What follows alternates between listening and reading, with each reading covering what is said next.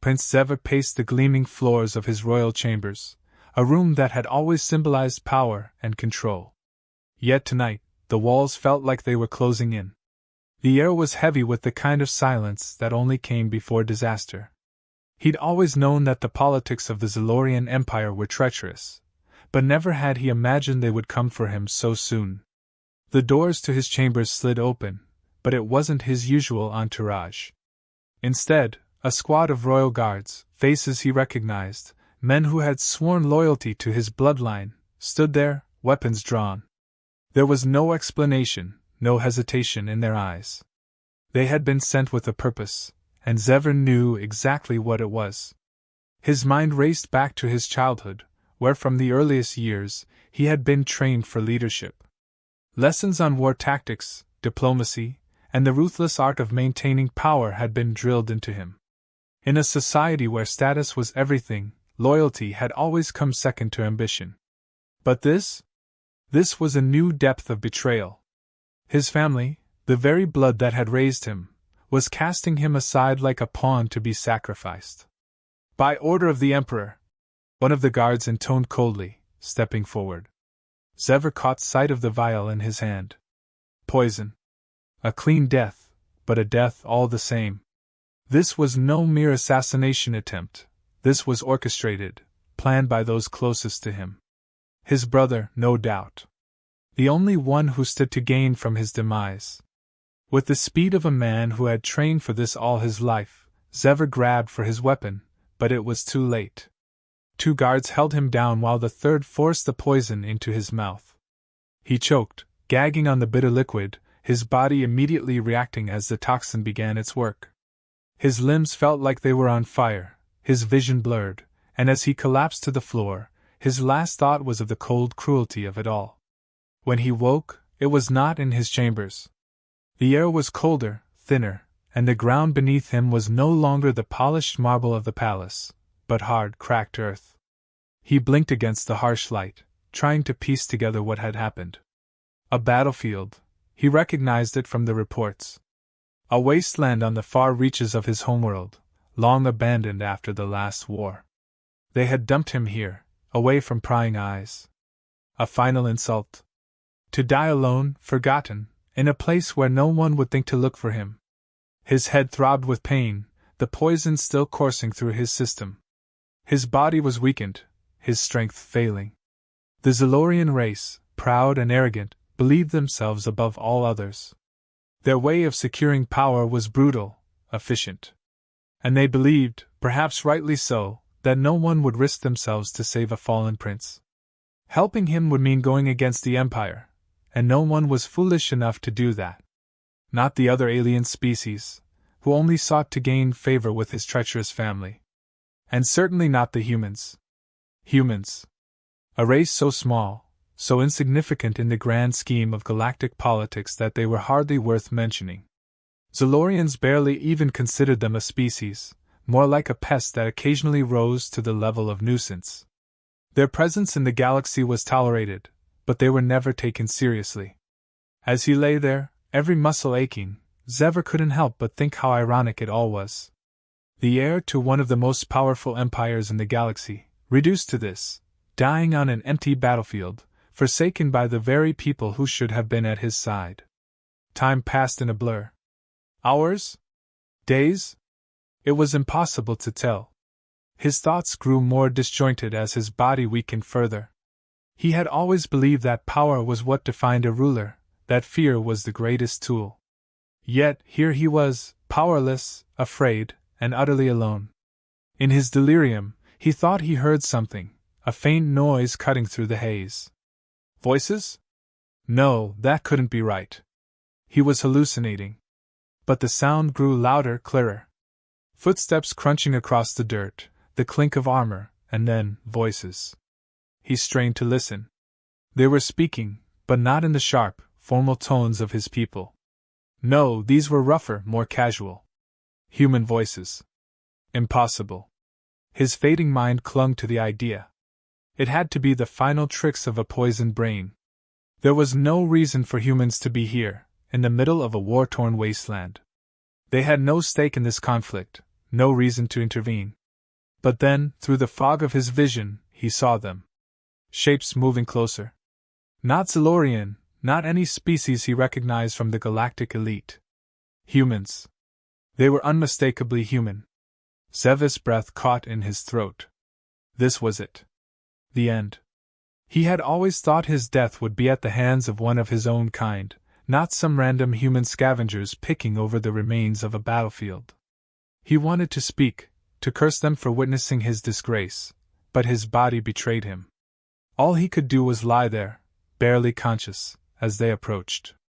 One of them knelt beside him, their face a blur of strange, unfamiliar features. For a moment Zeva thought he saw something in their eyes. Concern? No, it couldn't be. But then the voices, those unfamiliar human voices, spoke again. And against all logic, against everything he had ever known about the galaxy, the impossible became reality. They weren't leaving him. They were trying to save him. Captain Elias Grant scanned the horizon with a practiced eye. His squad, a ragtag group of human mercenaries, was pinned deep in enemy territory with no backup, no extraction, and dwindling supplies. They had taken the job, as they always did, fighting in a war they had no stake in, for a paycheck that was hardly worth the blood spilled. But that was the life of a human in the galaxy. Their species wasn't one of the major players. They were survivors, adaptable, and used to being underestimated. Grant knew the odds were stacked against them. The war in this sector had shifted dramatically, and now the mercenaries found themselves cut off from their employers. Still, they'd find a way out. They always did. His team, hardened by years of conflict across countless planets, had a knack for making the impossible happen. As they moved cautiously through the deserted battlefield, searching for shelter, a signal on their scanners caught their attention, faint, but unmistakably alive. Most likely another casualty, left behind to rot in the aftermath of yet another power grab. But when they got closer, what they found was far more than just another soldier. The figure was barely recognizable at first, lying motionless among the rubble. His armor, though scorched and damaged, bore the unmistakable markings of Zilorian royalty. Grant's brow furrowed. A Zilorian? And not just any Zilorian, this one was high-ranking. Maybe even noble. The implications were immediate and dangerous. The rest of the squad approached cautiously. Corporal Jenna Thorne was the first to speak up. "Looks like he's still breathing, Cap. Barely." Captain Elias crouched down beside the injured alien, his gaze hard but thoughtful. Zilorians were not known for their kindness, especially toward humans. His first instinct was to keep moving, to leave the prince to his fate. After all, what did they owe to a species that looked down on them? Nothing. And yet, something gnawed at him. "Cap, we can't carry dead weight. We're barely getting out of here as it is," Sergeant Cole muttered, echoing the pragmatic voice in Elias's head. But Elias didn't move. He looked at the broken prince, the one who would never expect help from a human, and the weight of the decision pressed down on him. There was no gain in this. Saving this alien could bring more trouble than it was worth. The Zilorian Empire wouldn't care if their prince was saved by humans, and worse, the assassins who left him here might still be hunting him. But the human code wasn't written for easy choices. They didn't leave people to die, not when they could do something about it. Grant had lived by that code, and he wasn't about to abandon it now. "Get him on his feet," Elias ordered, his tone leaving no room for argument. The squad hesitated but complied, lifting the limp body of Prince Zeva. Thorne started tending to the wounds, her medical expertise put to quick use. The poison running through the prince's veins was something she'd never seen before, but she worked with what she had. Zeva stirred weakly, his eyes flickering open for a moment. When he saw the faces around him, human faces, his expression shifted to one of disbelief. It was a look of disdain, as if he couldn't believe such lowly beings would be the ones trying to help him. He opened his mouth to protest, to order them away, but his voice failed him. His body was too weak to resist, and his mind couldn't comprehend why they hadn't just left him there to die. Grant could see the flicker of recognition in the prince's eyes, the realization that it was humans who were saving him. Elias didn't expect gratitude, not from someone like Zever. But the prince was in no position to argue. As Thorn continued working on Zever's injuries, the squad's comms crackled. Cole's eyes went wide as he scanned the feed. "We've got company, Captain. And they're not friendly." The assassins had returned to finish what they started. Grant's orders were swift. The squad moved into defensive positions, quickly preparing for the attack. They had limited cover, limited ammunition, but if there was one thing humans had perfected, it was the art of fighting outnumbered and outgunned. Zever, still barely conscious, watched as the humans around him sprang into action. Their movements were precise, efficient, nothing like the rigid, formal combat styles of the Zalorian elite. These humans fought like survivors, every motion designed for survival rather than honor. It was messy, but it worked. The first wave of assassins descended on them, sleek, silent, and deadly. The mercenaries met them head-on, rifles blazing. Elias moved like a man who had seen too many battles, his every step calculated. The squad worked as a single unit, each soldier covering the other's back, knowing full well that they couldn't afford any mistakes. The battle was short but brutal. The assassins were well trained, but they hadn't counted on the sheer tenacity of the humans. The mercenaries used every trick in the book, flanking, guerrilla tactics, even setting up crude traps with the limited resources they had. And somehow, they held their ground. When the last assassin fell, silence settled over the battlefield once more. The squad stood panting, bruised, but alive. Grant wiped the sweat from his brow, surveying the damage. It had been close, too close. Zever, lying propped up against the crumbled wall, stared at them, his expression unreadable. He had never seen anything like it. These humans, so small and insignificant in the grand scheme of things, had fought off assassins that would have easily overwhelmed his own royal guard. And they had done it for him. He didn't understand it. He couldn't. His own people had left him for dead without a second thought, and yet here were these humans, risking their lives for someone they had no reason to protect. Grant walked over to the prince, his voice rough but steady. "You're not dead yet. We'll keep you alive, but don't expect us to hold your hand." Zever didn't respond, but something in his gaze shifted. For the first time, the prince looked at them not with contempt, but with a flicker of something else, respect, or perhaps the beginning of it. They weren't much in the grand scale of the galaxy, these humans. But they had something his people lacked. Something that went beyond power and prestige. Something that, for the first time, made Zever wonder if he had underestimated them all along. As Zever regained his strength, he observed the humans with a growing sense of curiosity. Each day they moved with purpose, never resting too long in one place. They were always vigilant, always on guard, despite their situation growing more dire with every passing hour.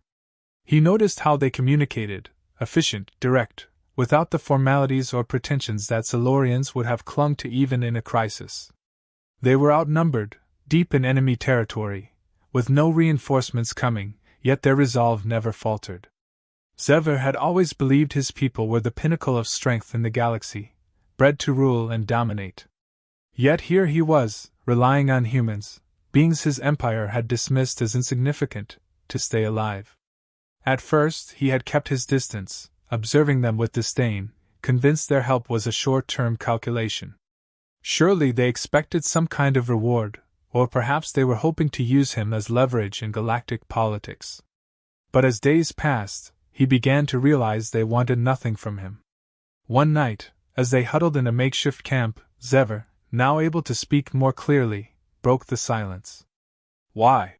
he asked, his voice low but laced with confusion. "Why are you risking everything for me? You have no reason to." Captain Elias didn't answer immediately. He sat across from Zever, sharpening his combat knife, the firelight casting shadows on his face. The rest of the squad was spread out, keeping watch, ready to move at a moment's notice. Finally, Elias looked up, his expression thoughtful. "You're right. We don't have a reason to help you. No one would blame us if we left you behind. Hell, maybe we'd be better off." He set the knife down, folding his arms as he continued. "But that's not how we operate. We don't leave people behind, especially not someone who's been betrayed by their own. Sever blinked, confused. Your own people would have left you for dead if it meant survival. Maybe, Elias acknowledged. But we're not your people. The prince couldn't understand it. His entire life had been shaped by power, by the constant need to outmaneuver and dominate. Survival in the Zilorian court was a matter of cunning and ruthlessness. Loyalty was a weakness, and trust was for fools. Yet here were these humans, putting their lives on the line for someone they didn't even know. Honor isn't about making the easy choices, Elias continued, his tone steady but firm. It's about doing what's right, even when there's nothing to gain. That's something you can't buy or force. It's earned. Sever stared at him, the words hanging in the air between them. Honor. Duty. These were concepts he had been taught, but only in the context of serving the Empire, of maintaining control. The idea of risking everything with no reward, simply because it was the right thing to do, was foreign to him. The next morning, Sever felt a shift within himself. He wasn't fully recovered, but his mind was clearer, his body stronger. The humans had patched him up with their limited resources, and now they needed a plan. The assassins would return, and staying in one place would only ensure their deaths. I know this region, Sever said, surprising even himself as he offered the information. I can help you navigate it. There are safe routes, places where we can avoid detection. Elias glanced at him, studying the prince's face. Sever had never considered working alongside humans as equals, but something had changed. The captain nodded. Good. We'll need all the help we can get. For the first time, Sever found himself actively contributing to the group's survival. He shared knowledge of the terrain, helping them plan their next moves. His tactical mind, honed by years of Zilorian military strategy, was an asset to the humans, and he began to see them in a different light. They weren't just lucky or resilient, they were intelligent, adaptable, capable of thinking outside the rigid confines of tradition. As they moved through hostile territory, Sever watched them in action. The humans didn't fight like his people did. They didn't rely on overwhelming force or the sheer superiority of numbers.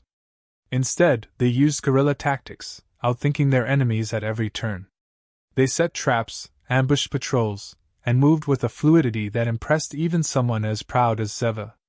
In the Zilorian court, where prestige and status were everything, humans would have been dismissed as unworthy of attention.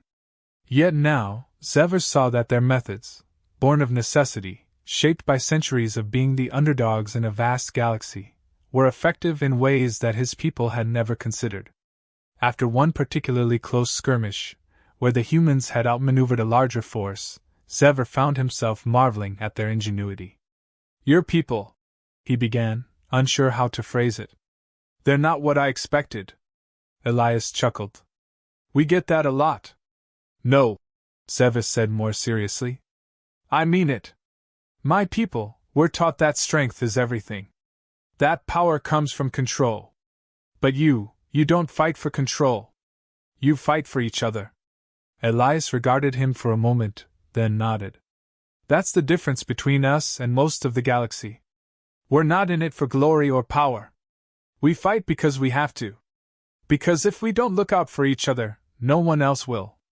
Sever didn't reply, but the words echoed in his mind long after the conversation ended. He had always believed in the inherent superiority of his people, the Zilorian Empire's rightful place at the top of the galactic hierarchy. But now, for the first time, he began to question that belief. The humans had shown him a different kind of strength, a strength born not of dominance, but of unity. As they continued their journey, Sever's attitude shifted.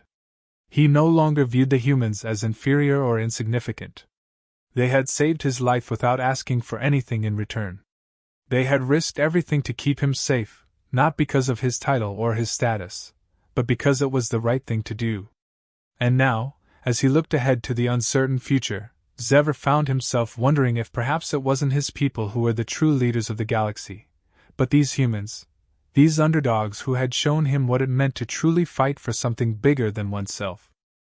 As the humans and Sever neared the border of enemy territory, the tension was palpable. The journey had been grueling, and now, with their destination in sight, there was no room for error. Sever, fully healed, was no longer the helpless figure they had rescued. He moved with the determination of a warrior, his mind sharpened by the lessons he had learned from his human companions. Yet, just as they thought they might escape, a formidable force appeared on the horizon, Zilorian troops, heavily armed, sent by the royal family to eliminate him once and for all. Captain Elias Grant surveyed the situation, his face hardening into a mask of grim resolve. "They're not here to negotiate," he muttered, his gaze shifting to Sever. "This is it. They want to make sure you never return." Sever's jaw clenched. His own people, his own family, had sent these soldiers to kill him. It was no longer just about survival, this was a final test. Everything he had learned from the humans, everything he had come to understand about loyalty, trust, and honor, was about to be put to the ultimate test. "We don't stand a chance in a straight fight," Sergeant Cole murmured, eyeing the enemy's overwhelming numbers. "Then we won't fight them straight on," Elias replied, already formulating a plan. He glanced at Sever. "You're one of us now. We fight together, and we fight smart. You ready?" Sever nodded without hesitation. "I am." The humans moved swiftly, setting traps, using the terrain to their advantage, and deploying tactics that would catch the Zilorian forces off guard. Sever watched in awe as they coordinated without fear, without doubt. They didn't fight for glory or dominance, they fought for each other. And now, they were fighting for him. As the enemy advanced, the battle erupted in full force. The Zilorian soldiers, confident in their superior numbers and technology, underestimated the humans once again. But Elias and his squad were ready, hitting hard and fast, using every piece of cover, every hidden advantage. The humans fought with the same tenacity and resourcefulness that had impressed Sever from the start. They didn't hesitate, even as the odds stacked against them. For the first time, Sever fought alongside them, not as a prince, but as an equal. His royal training had made him an excellent warrior, but now, he fought with the cunning and adaptability that the humans had taught him. He no longer relied on brute force or tradition. He improvised, took risks, and fought with a sense of duty that was entirely new to him. At one point, the Zilorian forces almost overwhelmed them, but the humans rallied, using their superior tactics to turn the tide. Sever, leading from the front, displayed the kind of courage and leadership that even his own people had never seen from him before. He wasn't just fighting for his life, he was fighting for something more, something greater. He was fighting for the values he had come to believe in. As the battle raged on, the humans held their ground, even when it seemed impossible. Their sheer willpower and strategic brilliance shone through. One by one, the Zilorian soldiers fell, their rigid tactics no match for the relentless human ingenuity. In the chaos of battle, Sever found himself facing the commander of the Zilorian forces, an old rival, one of the orchestrators of the coup. The commander sneered. "You should have stayed dead, Sever. You have no place in this galaxy anymore." Sever raised his weapon, his voice steady. "You're wrong. I have a place. But it's not the one I used to think it was." With that, Sever struck the final blow, defeating his enemy not just with skill, but with the newfound strength he had gained from his time with the humans. The battle ended, and the last of the Zilorian forces retreated, defeated and humiliated. As silence fell over the battlefield, Sever stood among the wreckage, breathing heavily but triumphant. He looked at the humans, who had risked everything to stand beside him. He owed them his life, but more than that, he owed them his transformation. After the battle, Sever knew he couldn't return to his people as the same arrogant prince who had been abandoned to die. The betrayal had changed him, but the humans had changed him even more. He had seen a different way of living, a way of leading that was based not on power and fear, but on loyalty, honor, and the belief in something greater than oneself. "I won't go back to them as I was," Sever said, turning to Captain Elias. "My people, they need to change. I will return, but I will rebuild the empire with the values I've learned from you. Loyalty, honor, trust. Those are the things that make true leaders." Elias gave him a nod, the respect mutual. That's a hard road, Zeva. Your people won't accept it easily. I know, Zeva replied. But it's the only road worth walking. Zeva offered the humans positions of honor within his future court, promising them wealth and power if they stayed by his side. But Elias shook his head. We're not here for that, he said, his voice firm but kind. We did what was right. That's all. Your fight isn't ours. Zeva understood, but the bond between them was unshakable. These humans, once considered insignificant and irrelevant by the galaxy, had shown him what true strength looked like. They had changed the course of his life, and perhaps the course of the entire empire. As the humans prepared to leave, Zeva stood alone, watching them go. He knew that he had allies now, not just in a political sense, but in a deeper, more personal way. And he knew that his people, the Zalorians, would never be the same once he returned. He turned to look at the horizon, where the future of his empire awaited. The lessons he had learned from humanity were clear in his mind, guiding him forward. In a galaxy where alliances crumbled and betrayals were the norm, only the humans had been willing to fight for something greater than themselves. Zeva would carry that lesson with him, forever changed. The humans disappeared over the horizon, and Zeva, no longer the arrogant prince he once was, prepared to lead his people into a new era, one shaped not by fear and dominance, but by the values of humanity.